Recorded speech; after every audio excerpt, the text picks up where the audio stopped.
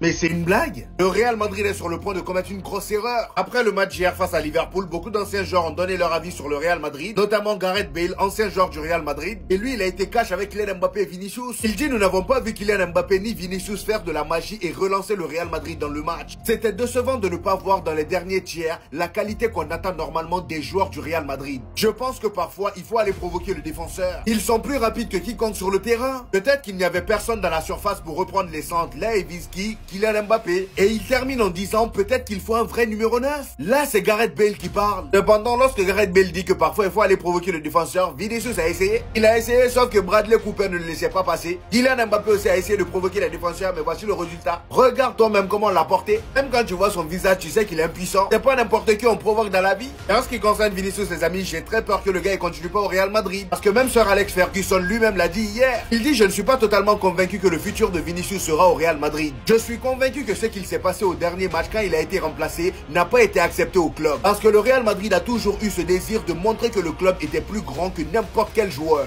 Ah, on le sait, même avec Cristiano Ronaldo et Ramos, on l'a vu. Et en plus de ça, il n'y a toujours pas d'accord de prolongation entre Vinicius et le club. Et ce matin, il y a le Media Goal qui nous informe que le Real Madrid pourrait envisager de vendre Vinicius à 200 millions d'euros. Pep Guardiola n'attend que ça. Voilà, lui, il attend que ça. Et après les infos, Pep Guardiola a renoncé à 2 joueurs clés de son équipe afin de signer Vinicius du Real Madrid. Alors ça, c'est du lourd. On connaît les nominés pour le trophée FIFA The Best 2025 pour chaque poste. Et je rappelle que le meilleur joueur FIFA The Best de l'année 2024 était Vinicius. Vous me direz en commentaire parmi les nominés qui le mérite le plus. On commence par le poste de gardien, les amis. Ici, on a tous les nominés. Mais les grands favoris pour remporter le titre sont Alisson Becker, Thibaut Courtois, Donnarumma, Emiliano Martinez, Manuel Neuer, Raya, Yann Sommer de l'Inter et pour terminer, Wishy Szczesny. Alors là, sans surprise, je pense que Donnarumma va le remporter. Et au poste de défenseur, les amis, ici, on a les nominés. Les grands favoris sont Virgil van Dijk, William Saliba, Pacho, Marquinhos, Nuno Mendes, Hakimi, Dean Hussein, Konaté, Dumfries, Pau Cubarsí et pour terminer Upamecano. Au poste de milieu, les amis, ici on a les nominés. Et les grands favoris sont Florian Wirtz, Vitinha, Valverde, Fabian Ruiz, Declan Rice, Pedri, Cole Palmer, Mikel Olise, Joao Neves, Musiala, McTominay, McAllister, Frankie de Jong et pour terminer Jude Bellingham. Et on termine avec les nominés en attaque, les amis. Il y a beaucoup de gros joueurs. Les grands favoris sont Lamine Yamal, Vinicius, Cristiano Ronaldo, Mohamed Salah, Rafinha qui pour moi devrait le gagner, Kvaratskhelia, Lionel Messi, Kylian Mbappé, Robert Lewandowski, Erling Haaland, Harry Kane, Gyökeres, Ousmane Dembélé, Désiré Doué, Guirassy et enfin Bradley Barcola. On termine les amis avec les nominés pour le titre du meilleur joueur de l'année selon la FIFA. Les nominés sont Ousmane Dembélé, Hakimi, Harry Kane, Kylian Mbappé, Nuno Mendes, Cole Palmer encore. Il a sûrement des dossiers sur l'UEFA et la FIFA, c'est pas possible. Ensuite, on a Pedri, Rafinha, Vitinha, Mohamed Salah et enfin Lamine Yamal. J'ai fait 10 heures de garde à vue juste après Liverpool, Real Madrid. Je vous explique tout ça. Comme d'habitude, Rick, c'est un déplacement tout content.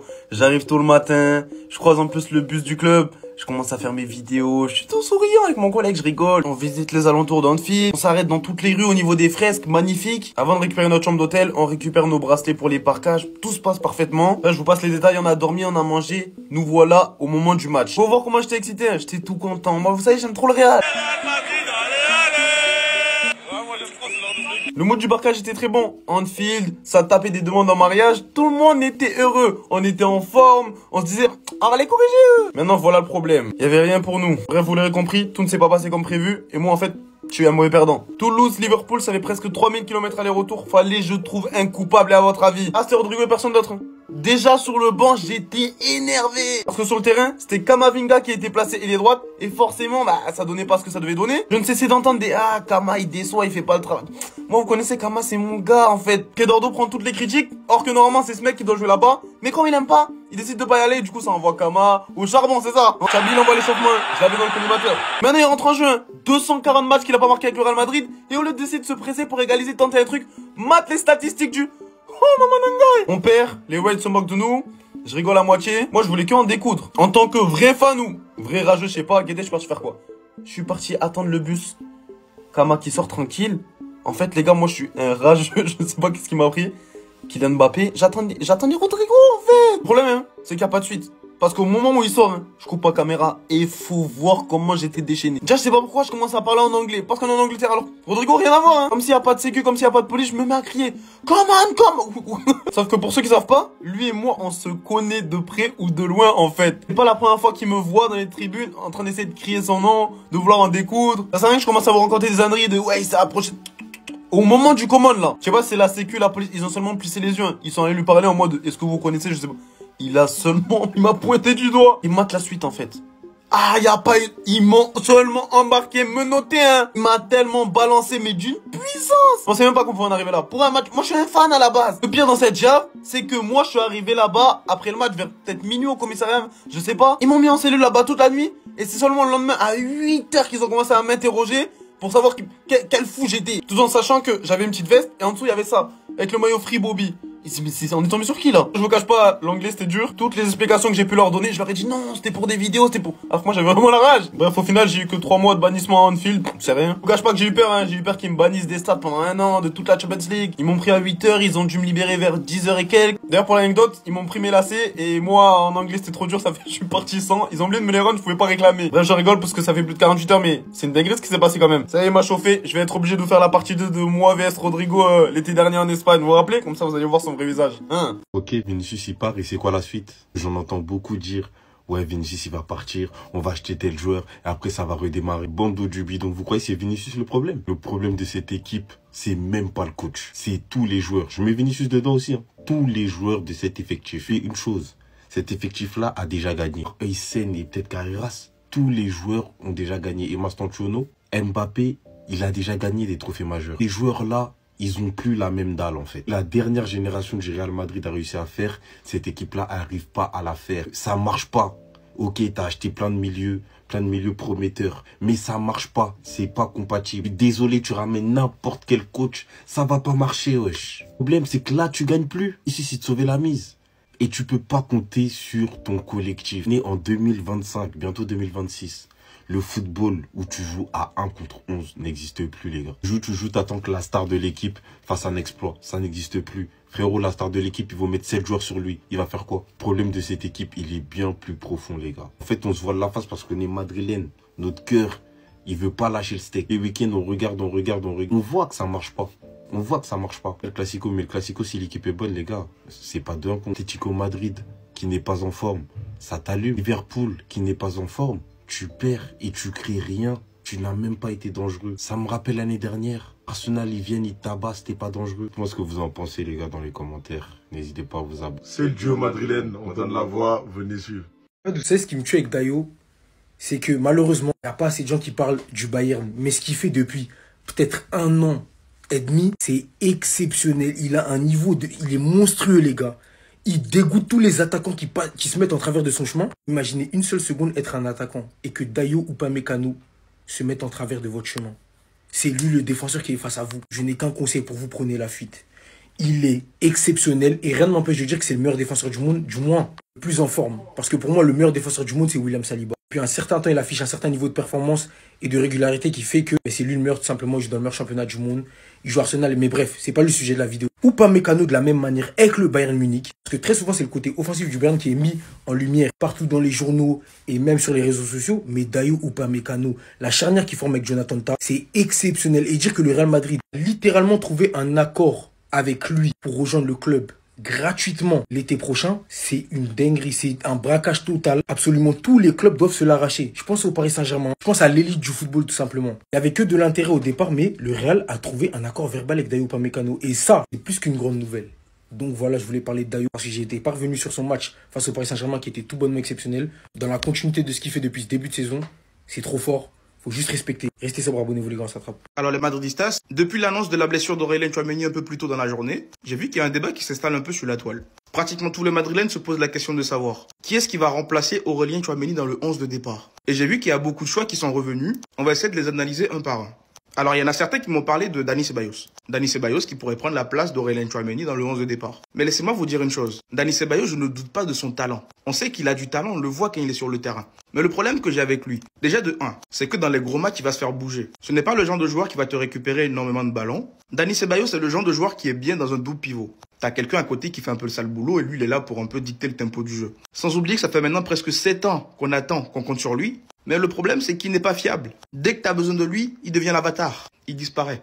Donc moi, je peux pas compter sur lui, malheureusement. J'en ai vu également qui m'ont parlé de Trent Alexander-Arnold en 6. Peut-être que ça peut être intéressant, mais le problème c'est que lui aussi il peut se faire bouger. Après peut-être avoir contre des blocs bas. Sinon physiquement c'est pas non plus le genre de joueur qui peut te récupérer des balles. Et lui c'est pareil, je le vois bien quand il y a quelqu'un qui fait un peu le sale boulot. Là par contre on commence à rentrer dans le vif du sujet. Eduardo Camavinga en 6 devant la défense. Pour moi logiquement c'est l'un des meilleurs choix. Il connaît ce poste. En plus de ça c'est un milieu défensif qui est très mobile. Il récupère énormément de balles. Je sais qu'il y en a qui vont me dire qu'il est très brouillant ou des fois qu'il est à la limite de la faute. Mais le problème, c'est que la différence entre lui et Tchouaméni, c'est que Tchouaméni, depuis le début de la saison, lui aussi, des fois, il est très limite. Mais je sais pas comment il fait. Il est dans les bonnes grâces de l'arbitre à chaque fois. Il s'en sort des fois sans carton ou juste avec un carton jaune. Camavinga, tout ce qui lui manque, c'est de prendre en maturité et surtout éviter les blessures. Sans oublier qu'il doit tout donner et s'imposer dans ce 11 quand Tchouaméni n'est pas là. Comme ça, tu ne donnes pas des raisons à l'entraîneur de te faire sortir. En plus, c'est un 6 qui est très moderne. Mais sinon, bref. Le dernier choix. Federico Valverde en 6. Alors, je sais qu'il y en a plein qui vont commencer à crier, mais depuis quand Valverde c'est un 6? Déjà, les gars, allez vous renseigner. Et si vous avez la flemme d'aller taper sur Google, demandez tout simplement à ChatGPT, il va vous sortir des trucs. Federico Valverde, c'est un 6 de métier. Il a commencé sa carrière en étant 6. Lui-même l'a déjà dit dans le passé, et même sa femme l'a déjà dit aussi dans le passé.